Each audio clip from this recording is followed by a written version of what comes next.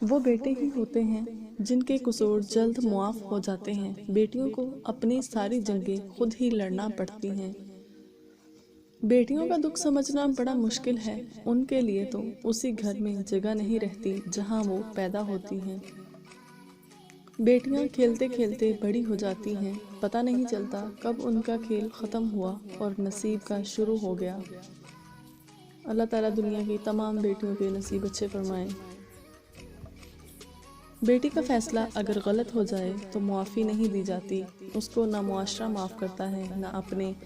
اور اگر بیٹی کی زندگی میں ماں باپ کا فیصلہ غلط ہو جائے تو کہا جاتا ہے بس بیٹی کے نصیب۔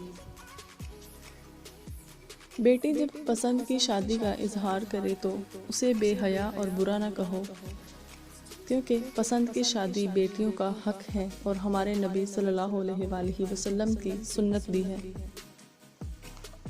لوگ بیٹی سے کہتے ہیں کہ گھر کی عزت خراب مت کرنا، بیٹے سے کیوں نہیں کہتے کہ کسی کے گھر کی عزت برباد مت کرنا؟ اللہ پاک کو سخت ناپسند اولاد کو گالی دینا، خصوصاً بیٹی کو۔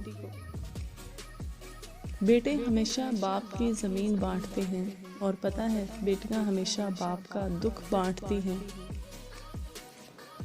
بیٹیاں سب کے مقدر میں کہاں ہوتی ہیں؟ جو گھر اللہ کو پسند ہو وہاں ہوتی ہیں۔